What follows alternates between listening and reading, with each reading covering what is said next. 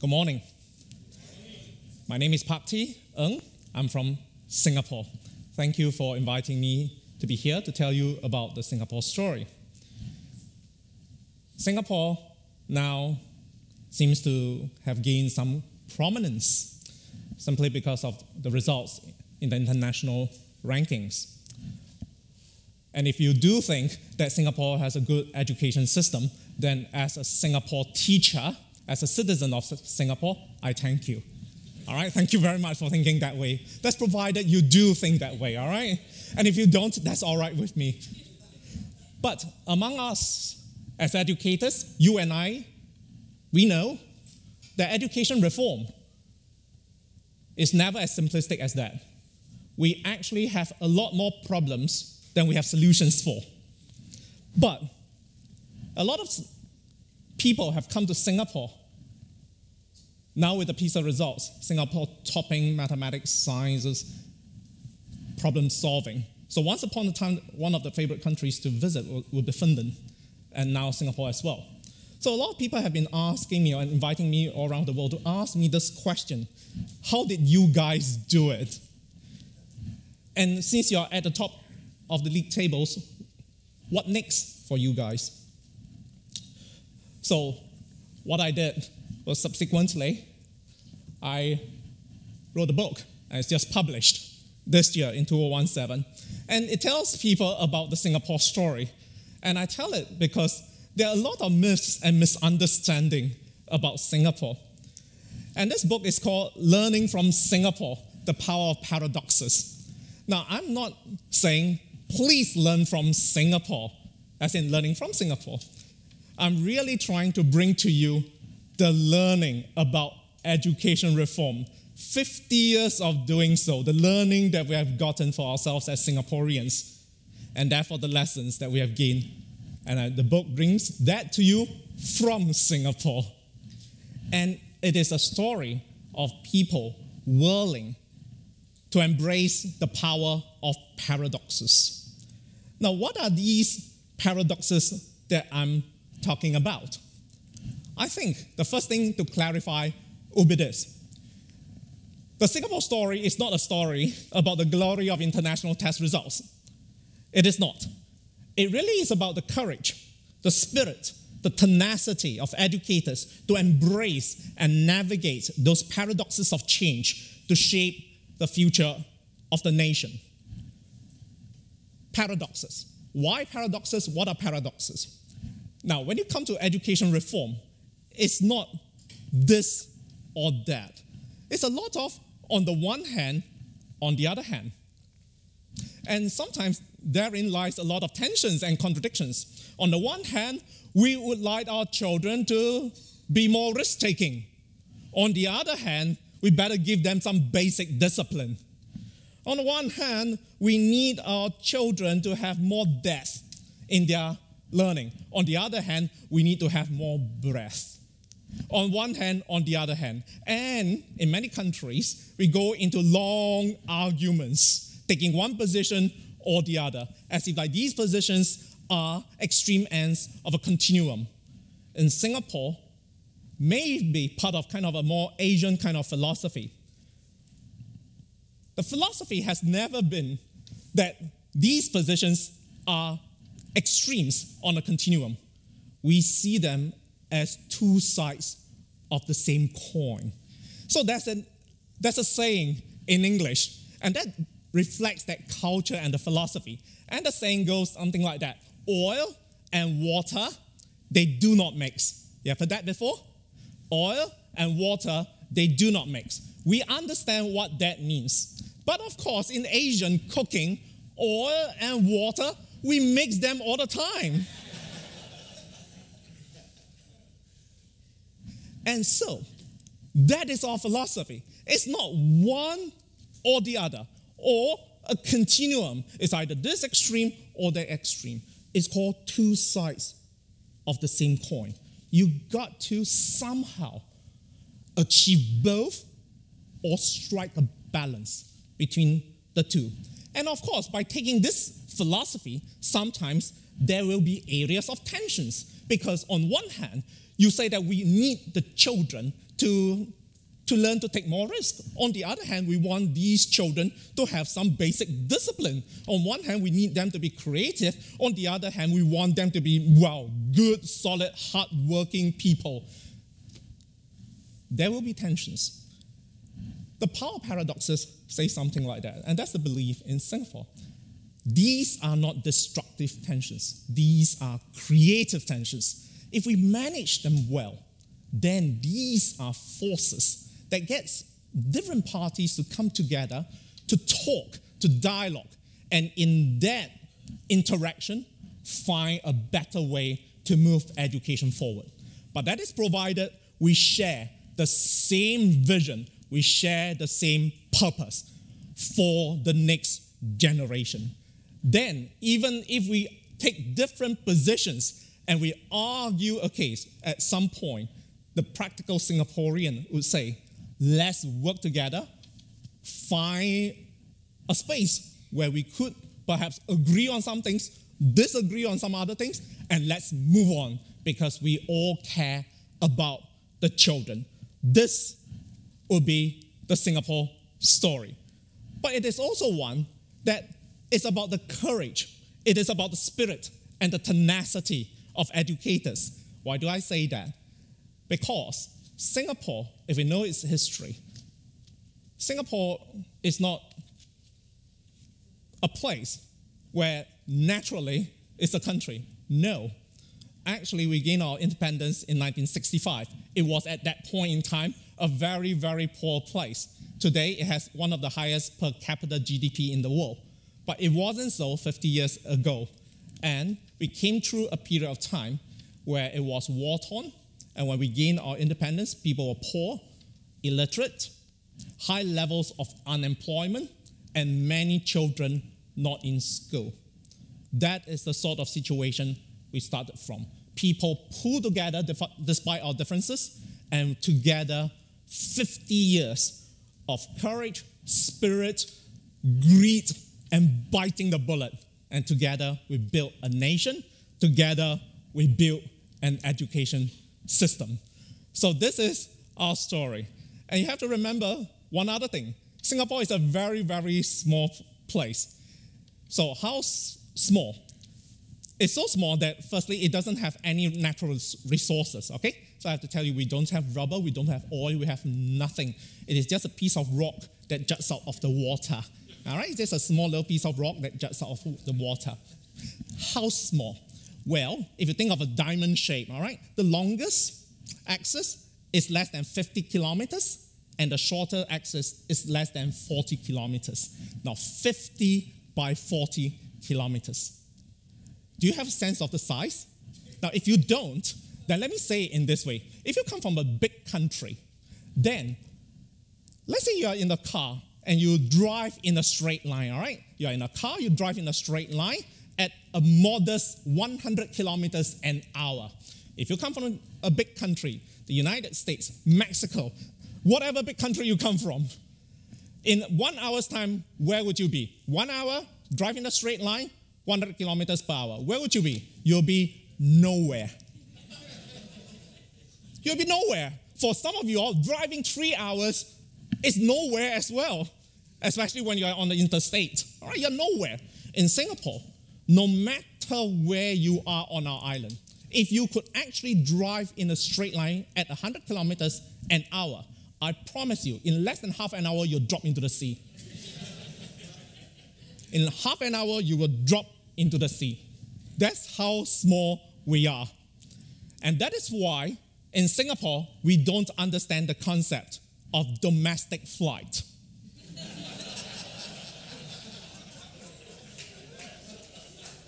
You take off, you're in another country's airspace. So this is our story. Let me start with why is it so necessary for us to change. In Singapore, now that we have kind of in some ways reached somewhere, we still say to ourselves, education has to change with the times. Why? Many speakers yesterday have more or less alluded to that. And we kind of know education has moved with the times. A quotable quote in the past is today called a tweetable tweet. Could someone tweet this, please? Or put it on Google+? And why do I say that? Because once upon a time, well, at least that's for me. I just wonder whether it was the same for you. When we were educated, our teachers told us that you have to pay attention, right? You better not be doing anything else, all right? Multitasking is out. You pay attention. You take a pen, you take a paper, you take notes, and you pay attention. Today, you go to many conferences. The conference organizers will be rather upset if you do not take out your mobile phone, take lots of pictures, and then start tweeting and tweeting because they will have a hashtag for the conference anyway. And they want you to tweet in real time or put it on Google Plus or whatever. A quotable quote is now a tweetable tweet. And our children are growing up in this era. For us, it's all very strange if I were to grow up during my time, I have this sort of motion. But now children grow up, it's almost natural to them to do a swipe, right? There's nothing. In fact, I've just, not too long ago, saw a baby who was with a magazine, a glossy magazine, and the baby looked at the cover, and the baby went to the cover and did this with the cover on the glossy magazine. And imagine the surprise on the baby's face when it doesn't open up. The baby was quite shocked. It doesn't open up. That would never happen during our time. Google was a noun. It's the name of a company. Then it became a verb. Before we met, I Googled you. Oh, if you want to find out about my book, just Google my book. It's a verb. Sooner or later, it will be an accepted adjective as well. Oh, that's very Google. And go figure out what that means. One of these days, it might turn into a poem. Who knows? Education needs to move with the times. Then the big question for us would be this. But if you in Singapore, you have kind of reached the top of these league tables, then why are you changing? Then my response would be this. Why change when we are actually successful? Because if we do not change when we are successful, we will change from a position of desperation. Either way. So every football team knows this. If you're the champion for that year, you better start refreshing yourself, because if you don't, you'll slide backwards next year. So if you change from a position of strength, then that allows you to change more reflectively, in a much more measured and considered manner. Rather than from a position of desperation you change, then it is much more reactive. So when we change from a position of desperation, then it may sound something like this. Guys, we need to do something. We really need to do something. This looks like something. All right, let's do this. That is not reflective. That's not considered. That may not be good for the children. And that is the reason why we have to change when we are successful. So in this talk, I will say how Singapore changed by embracing some of these paradoxes. And I'll share with you these 4 paradoxes, which in some ways, through my book, I counted the success of Singapore, if you consider that a success from these perspectives. These paradoxes are timely change and yet timeless constants. That talks about the philosophy of change. Centralized decentralization, that is the way that we govern our school system. Teach less and yet learn more. That is our pedagogy, our teaching and learning, our curriculum. And finally, technology. The more we use technology, the more we realize that we need good human teachers. These are the 4 paradoxes. So paradox 1, timely change, timeless constants. We say to ourselves in Singapore, it is absolutely necessary to move with the times in a very timely manner. When times change, we are there, and we try to be ahead of the curve. But I think the more significant thing is the other way around. It's this.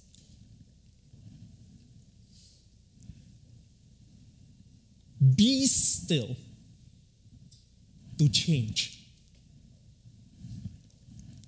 To change, be still, then change. As the cliche goes, if change is the only constant, then in my country, we say this, then one real change is to find constants that we should not change. We should change many things in education to keep up with the times. And that is almost natural. We are forced by circumstances. Technology, globalization. If you don't change, we are no longer relevant. But there must be some things that we should keep constant. Those are the beacons that allow us to navigate the turbulent waters of change without losing ourselves as educators in those changes. These are our anchors, these are our values. So what are some of these constants that we feel that should not change? So I present to you just a few. One, in Singapore, education is investment, it's not expenditure. To us, education is investment, it is not expenditure. When you see education as investment, you do not begrudge the financial resources that you pour into education. If you see it merely as expenditure, then when times are hard, you'll start to cut back the budget. So throughout Singapore history, there has never been one time in which, because of global economic downturns, that we have cut back on education budget. We do not do that. We always keep our budget consistent.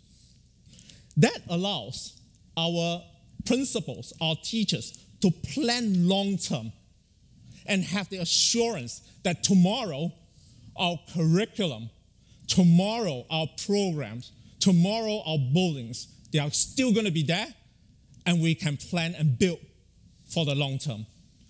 If you look at our budget, actually, it is just OECD average as a percentage of GDP. So as a percentage of GDP is OECD average. We are not very high. It's just OECD average in terms of percentage GDP. But it is not about the amount. It's really about the consistency of that budget. No one comes in and mess about with that because it is investment, not expenditure. And we want our educators and our leaders to feel very secure so that they can think professionally about education matters and not worry about all other things. We want them to take care of the children. We want them to take care of the future of the nation. But because it is just OECD average, and if you agree that the results are higher than average, then what that means is that we get a return per dollar, which is higher than average amongst the world. So how do we do that? The point is this. We pour part of that resources into training principals and teachers. To us, we commit a lot into making sure the other two bullet points. One, that education is a very respectable profession. It's respected in our country.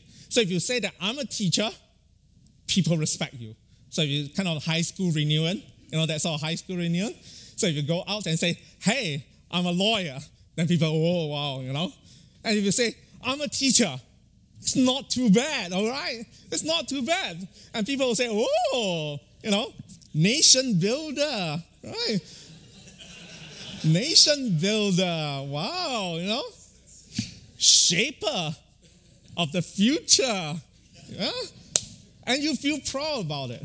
So you're not exactly the highest paid, but your salary is actually very competitive, very. So in terms of that so-called buying power, I think the average teacher is just maybe a bit lower. But the starting is almost equal to a professional engineer, to a lawyer, to a doctor. They are not paid a very low salary.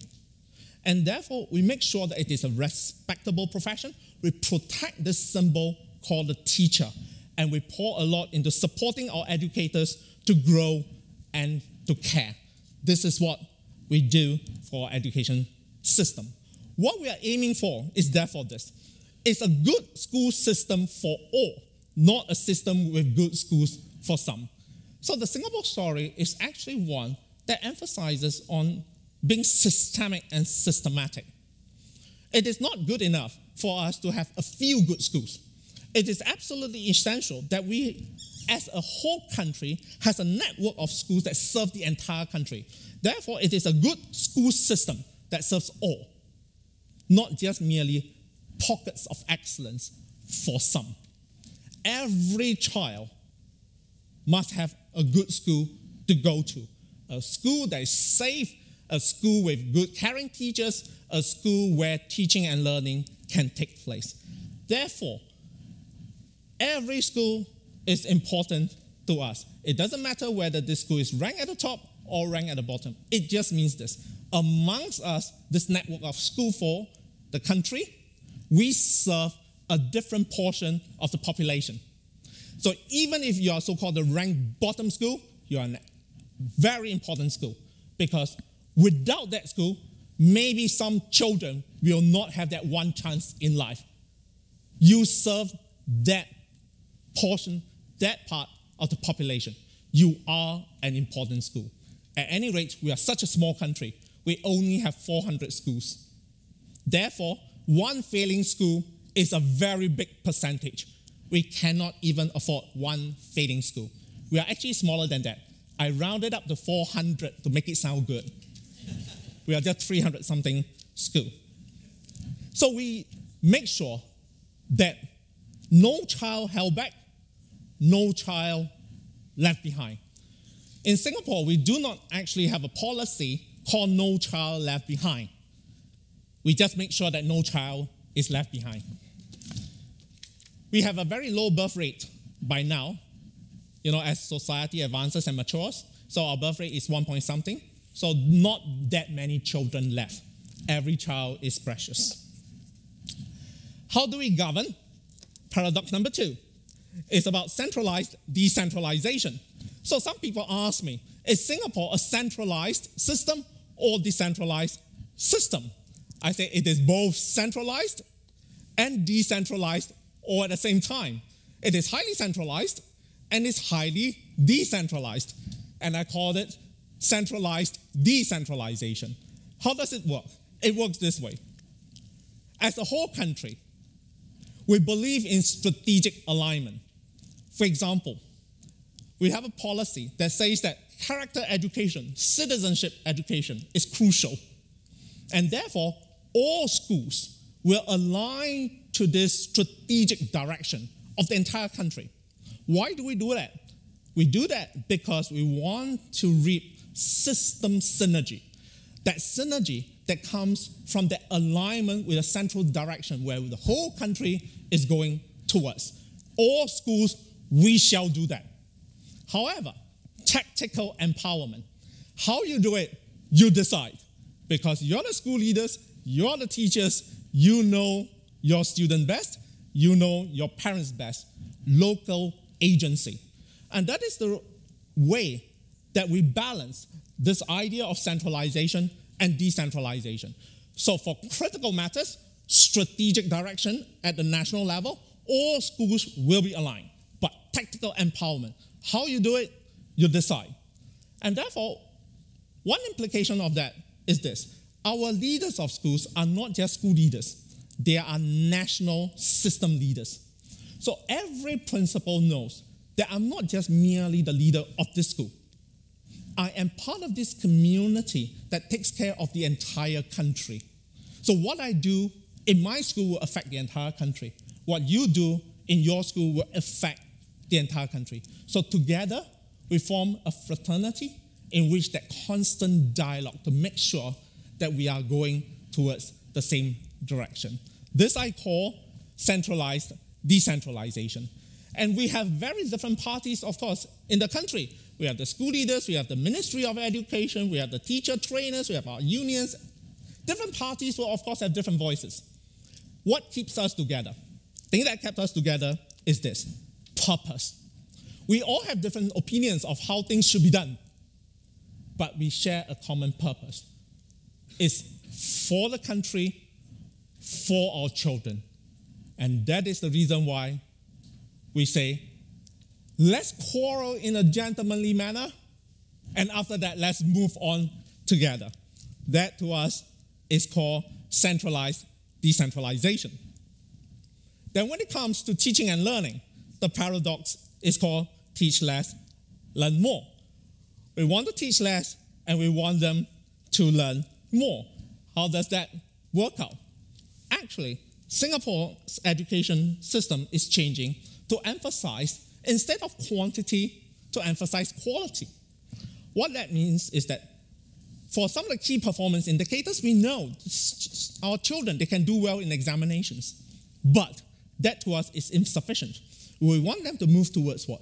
To understanding, to thinking, to creativity, to real engagement with learning, and to have different pathways so that instead of just mathematics, sciences, and languages, we have a lot more areas for children to succeed at. That is where we are going. So Singapore children are very good at taking examinations. We are quite good at that, all right? But we know that there's a difference. For example, the analogy will be something like that. It's one thing to say, I can play the piano, all right? I can play the piano. And I have a grade 8 certificate in piano. And every day I go and that sort of scale, yeah? And you can play the Beethoven and whatever else. But when you ask that chap or the young person, do you love music? No, I don't. I hate it. But can you play it? Yes, I can. But do you love it? No, I don't. I hate it. You don't appreciate music, but you could do it. Now, that's our worry. So merely as an example now, okay, you as educators, can we differentiate x squared? Could you still remember? Differentiation, x squared. And if you differentiate, what do you get? You get 2x, right? I'm a mathematics teacher by training. Now, what do? We take x squared, and then when you say differentiate, you kind of you bring that power, right? That power down to the coefficient, and then you subtract that power by 1. Could you still remember that? So x squared, if you differentiate, it gives you 2x. So, could you do that question? Yes, you can. That's not an issue. All students can do that question. Bring that power down to the coefficient, subtract the power by 1, and you get the answer. Then you will ask, do you know what you're doing? No, we don't. But can you do it? Yes, we can. Do you understand what you're doing? No, we don't. And maybe the explanation is too deep for them to appreciate at that point in time, maybe. We are not worried whether they could, because we can always, in our education system, to make sure that the good teacher will explain until they get it. You understand? And make sure that they will remember what the explanation was. That's not the point. The main thing that we are fearful of is really this. It doesn't even occur to them to ask why. That is the real challenge. They concentrate only on the method, that is to say the heuristic, and they want to get the answer. And when you say this is the way to do it, they say, okay, so let's do it. It does not even occur to them to ask why. And that is a dangerous state of affairs. We want our children to be able to look at something and ask why. It's not just how. It's not the answer. It's why. So we feel this. We think that it is essential for us to teach less so that the children will actually learn more. So now, how do we interpret this idea of teach less, learn more in order to achieve this? So for the next kind of 5 minutes or so, I'm just going to illustrate something. It is not high technology, it's the most basic pedagogy, all right? It's just teaching and learning. So teaching and learning, as an analogy, is like someone cooking and feeding a child, all right? So you cook something, and then you put it in the bite size, and you teach, you feed a child, all right? You cook, and then after you feed the child, you feed the child, you feed the child, you feed the child, Right? Same thing with a teacher. You take all this information, you frame it up nicely. That's called a syllabus. You cut it into bite sizes. That's called a lesson. And then you feed the child, you feed the child, you feed the child, you feed the child. That is called teaching. All right? Now, to complete the process, the thing is this. There's someone called a child over here, and this is called a learner. The assumption is that when you feed, I eat, and I eat. And it's not just eating. Eating is just ingestion. You have to eat, you ingest. Then you digest. Then you assimilate. Then before you grow in wisdom and in stature, that completes the entire process. Our problem rises when the good, conscientious, hardworking teacher prepares all these metaphorical food called the lesson. And the conscientious, hardworking teacher feeds and feeds and feeds and feeds. I teach. And over here, the child says, I don't want to eat. Now, when that happens, what's the psychology of the good, hardworking teacher? It's like, you don't want to eat. You don't want to eat. And the anxiety builds up. And the person starts getting angry. You don't want to eat. You don't want to eat. So what I'll do is I'm going to shove it down your throat. I'm going to shove it down your throat. I'm going to shove it down your throat. I'm going to shove it down your throat. And if I do not succeed, 9 in the morning, I'll come back 4 in the afternoon, and I'll shove it down your throat again. This in Singapore we call remedial lessons. Teach less, learn more, says the teacher. Could you reflect on the way that you teach? Why don't you taste the food that you're trying to feed this child? Why don't you taste the food yourself? Maybe you also don't want to eat. That's the point. Therefore, teach less, learn more tells us this. Less concentration on just teaching and more teaching. Look at how the children learn. And that is the reason why the next slide says this. Teach less, learn more reminds the teachers, more teaching, more of the same teaching, more of the same teaching that did not work is not exactly the way to inspire better learning. Instead, what we are really saying is this.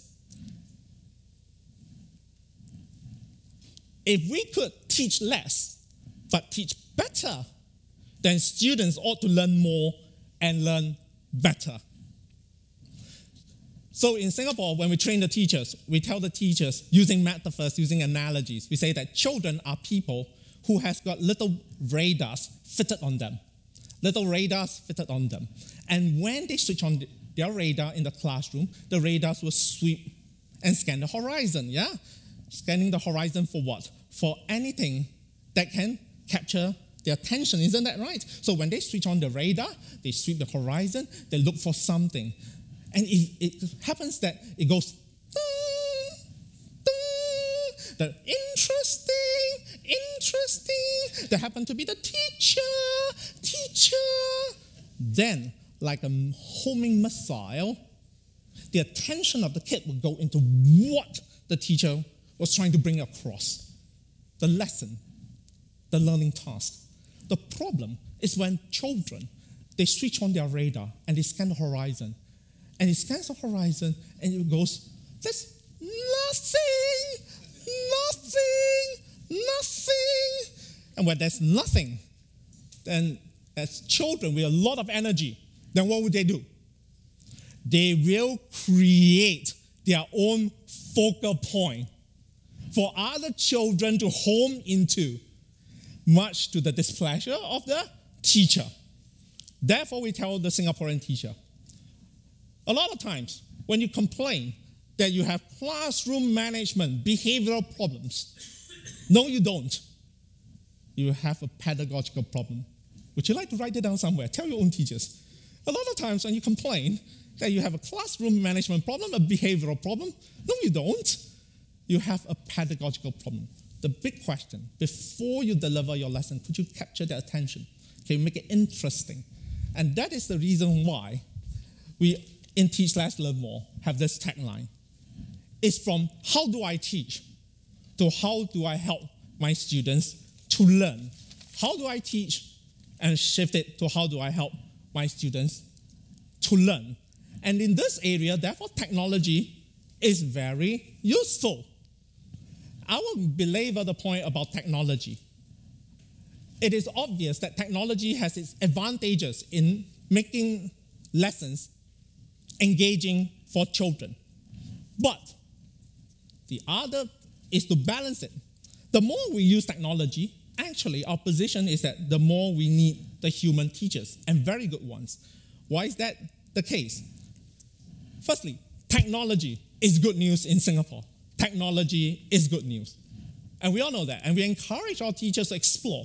But now again, as an analogy, if today we are to go to a restaurant, an Italian restaurant, and pay $50, all right, 50 US dollars, go to an Italian restaurant to have a nice gourmet pizza, all right? Now, microwave oven is technology, yeah? It's good news. You get hot food in 1 minute.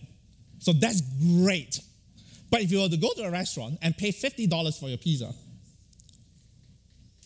would you be able to take it if someone says to you that, don't worry, in 1 minute we'll serve you, we have it right out of the microwave oven? I don't think that you would like to pay 50 US dollars for a pizza that comes out from the microwave. You would like it to be what? The wood-fired brick oven.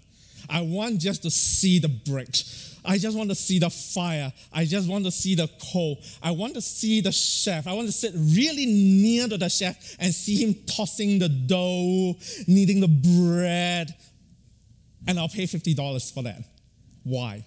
Because we appreciate the skills, the vision of the chef in preparing this food. We are not paying a premium for that technology.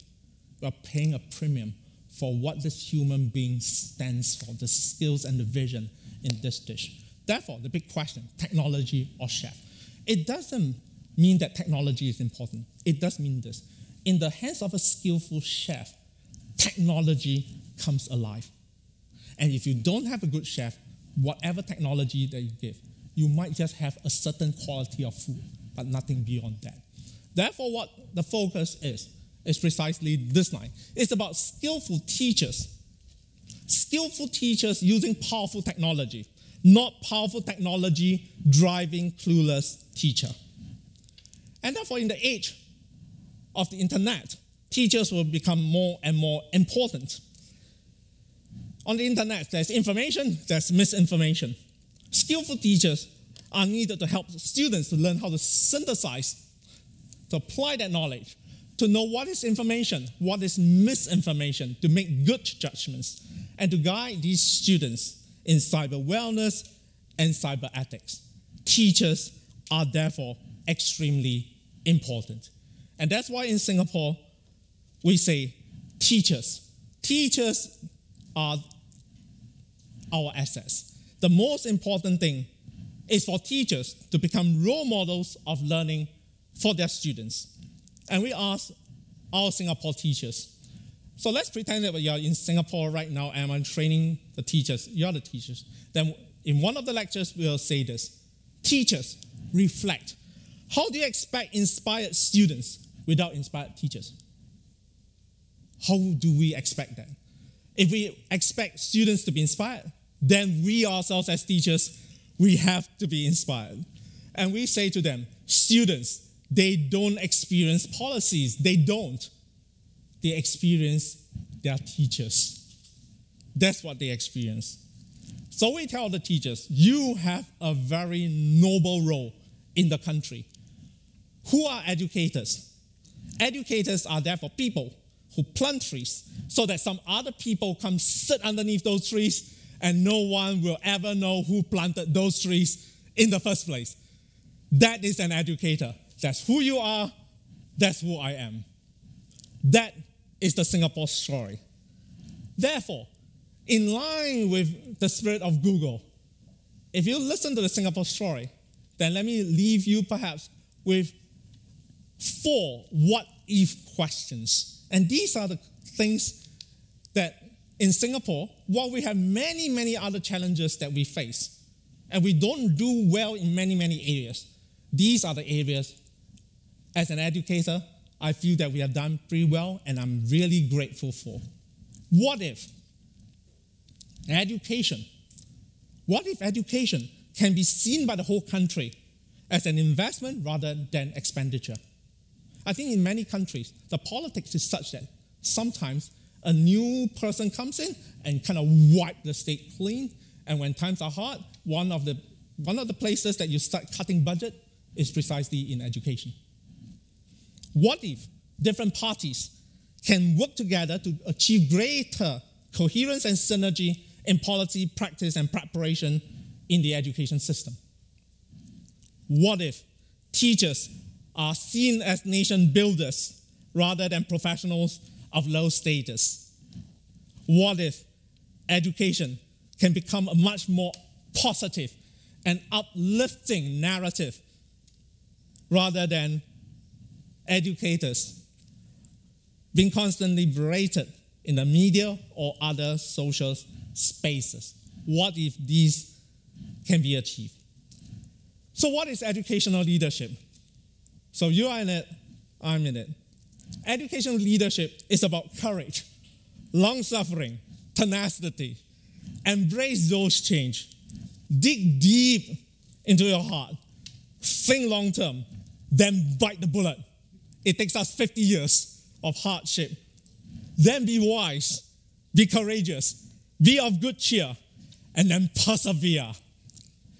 After this talk, there will be plenty of time, and I know that you have been interacting with me. Some of you have to ask about the Singapore story. I'll have plenty of time. I'll be staying throughout. So anybody during lunch, please just engage me. I'll be more than happy to answer any question that you have. But since I've answered most of the questions in this talk, I will answer one question that you have through an anecdote. And that will close this session. Would that be all right?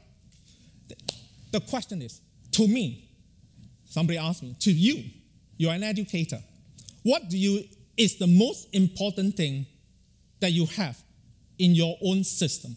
Is it about the policy? Is it about the system coherence? Is it about hardworking people? Is it about parents who value education? What is it?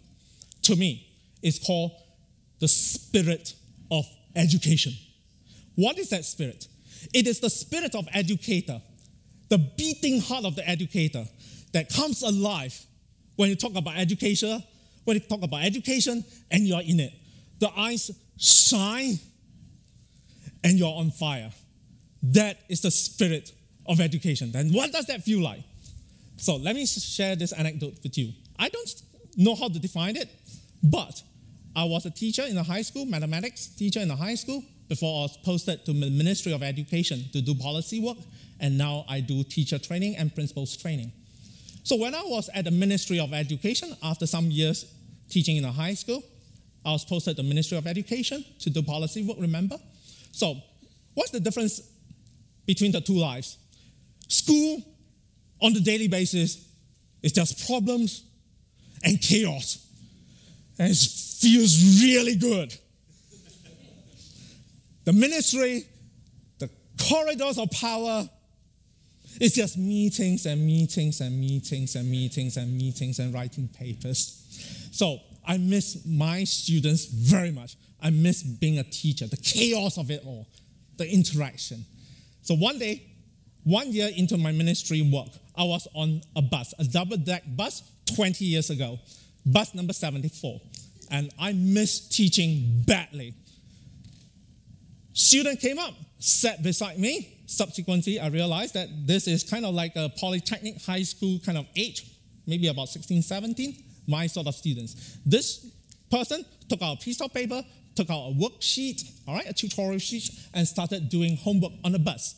And it just so happens that he was doing differentiation. Beside a high school mathematics teacher and doing it wrongly. I know it's none of my business. It's just busybody. But I have to look. I have to know what he's doing. And the more I saw what he was doing, the angrier I became. This is all nonsense, you see? It's all nonsense. Beauty, that's beauty in mathematics. You can't do that. After a little while, I couldn't take it anymore. So I said to him, hey, that's not the way. He got shocked. His eyes popped out. His jaw dropped. He didn't know where this ninja turtle came from. So I said to him, give me your pen, give me your paper, I'll show it to you. You see, no one has taught him how to respond when a stranger in the bus demands for your pen and paper. So he just stared at me, and then after that he said, okay. And he handed me his pen and paper. I took the pen, I took the paper, I said, look here, this is the way, this is the way, this is the way. Do you understand? This is concept error, this is the way, this is the way. Then after that I said, do it one more time for me to see. And then he was stunned, and he said, okay. And then he started doing.